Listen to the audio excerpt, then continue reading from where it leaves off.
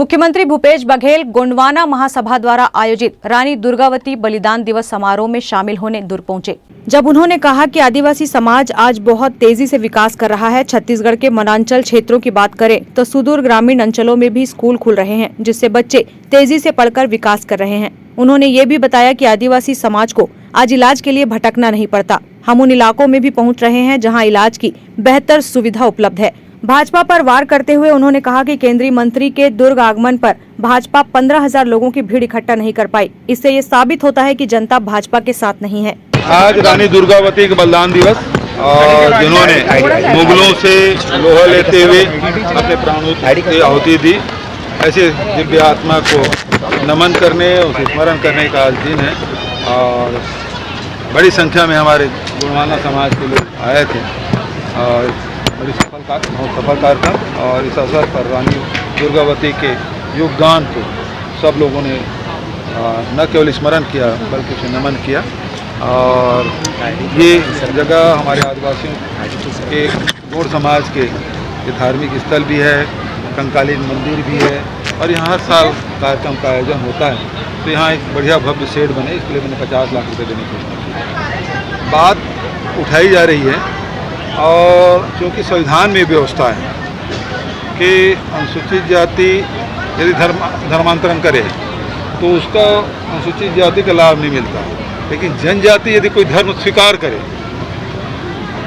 है ना, तो चाहे वो हिंदू बने, मुस्लिम बने, सिख बने, बौद्ध बने, जो भी धर्म अपनाए, तो फिर उसके लाभ से आप वंचित नहीं कर सकते। ये संविधान में व्यवस्था है, और संविधान में परिवर्तन करना है तो राज्य सरकार के अधीन नहीं है, ये भारत सरकार के अधीन है। और भारत सरकार में यहाँ सांसद 9 सांसद हैं भाजपा के, वो यहाँ क्यों बात कर रहे हैं? लोकसभा में वो परिवर्तन कर ले, क्योंकि बहुमत में उसकी सरकार है, क्यों नहीं करते उसको?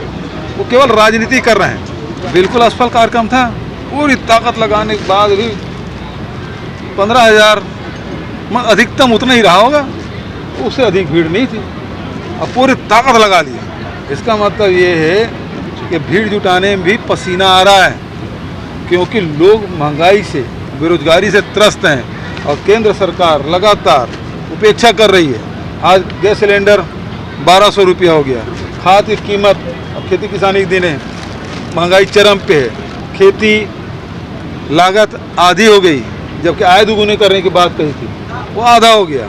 और ये ट्रेनें जो चलती थी वो बंद हो गया, कितने ट्रेनें बंद हो गया। तो इससे आम जनता इसे परेशान है, और इसी कारण से इसमें भीड़ नहीं आ रही। सोच रहे थे केक काटने जरूर जाएंगे, लेकिन नहीं। भारत सरकार क्या कर रही है? वो तो धन्यवाद दिए हैं तमाम भारतीय जनता पार्टी के मुख्यमंत्रियों के, तो चुप क्यों हैं? यदि बजरंग दल के दूसरा कोई डायरेक्टर होता, निर्माता होता, तो उसकी पिक्चर होती, तभी तक आग लगा चुके होते। अब चूंकि वो भारतीय जनता पार्टी समर्थित है, उसके मुख्यमंत्री को उसका नाम का उल्लेख है, उसके प्रति आभार व्यक्त किया है तमाम भाजपा के मुख्यमंत्रियों का, इस कारण से कुछ नहीं कर पा रहे हैं। तो देर हम क्यों करें? आप क्यों नहीं करवा? सेंसर ने कैसे उसको पास कर दिया, उसमें कार्रवाई क्यों नहीं कर रहे हैं? ये तो राष्ट्रीय स्तर के विभिन्न राजनीतिक दल के नेताओं के विचार होंगे, और उसमें विचार विमर्श होगा, उसके बारे में मैं कुछ नहीं कह सकता। लेकिन ये कांग्रेस के कार्यकर्ता होने के नाते मैं कह सकता हूँ कि 2024 के चुनाव के बाद ये बहुमत आती है तो राहुल जी प्रधानमंत्री बने।